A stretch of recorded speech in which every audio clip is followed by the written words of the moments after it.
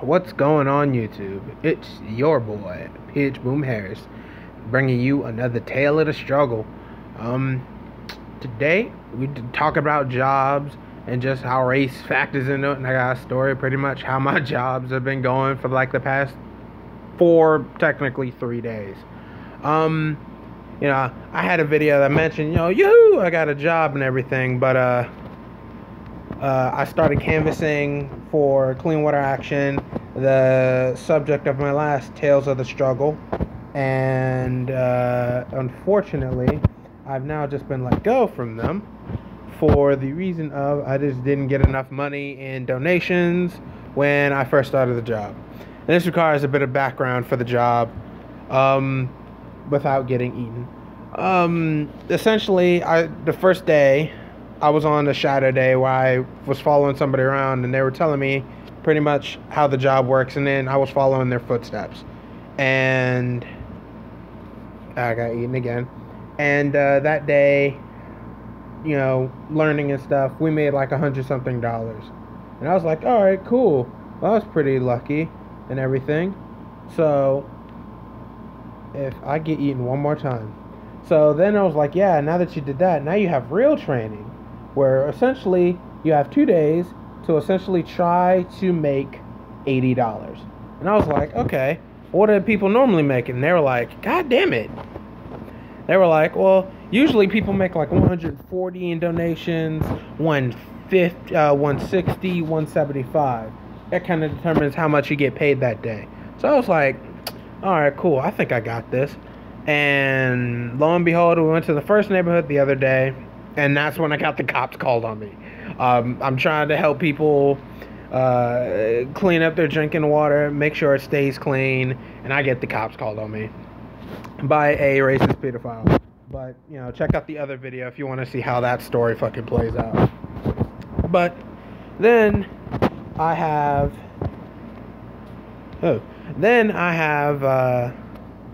today. Well, now it's my second day. I got the cops called on me the first day.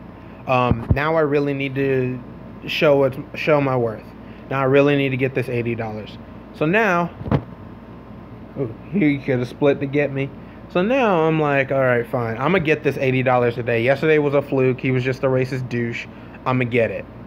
And essentially, I busted my ass. I probably canvassed anywhere from 200, 250 houses, getting donations and everything for these people, and it didn't work.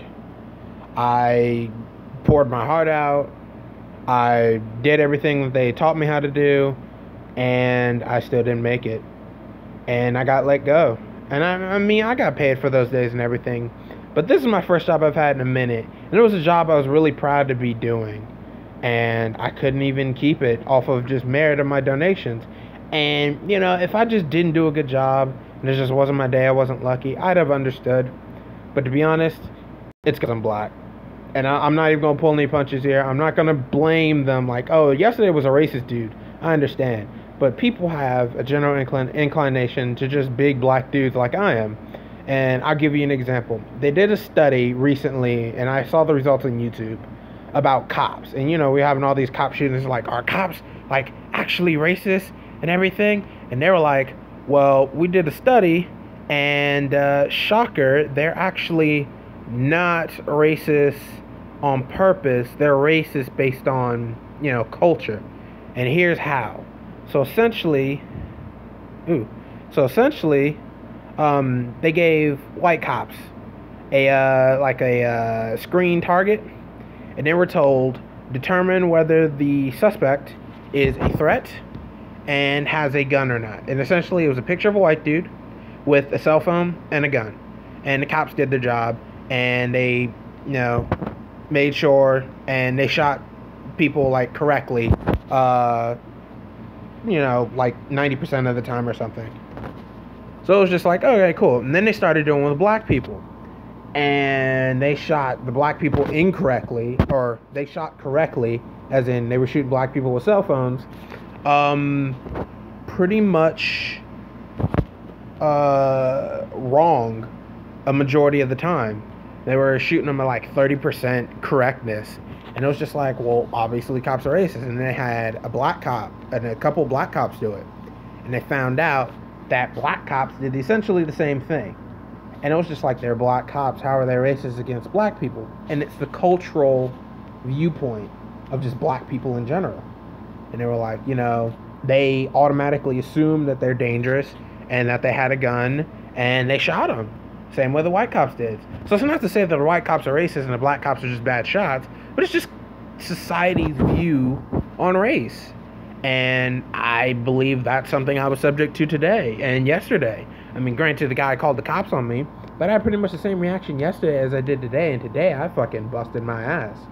And I wasn't treated the same. Like, I have a bunch of canvassers in the same truck with me, and we did the same neighborhood, and they did the exact same I did, if not less, because I totally busted my ass. They just did their normal thing. They were making 200, 170. They were making buku money.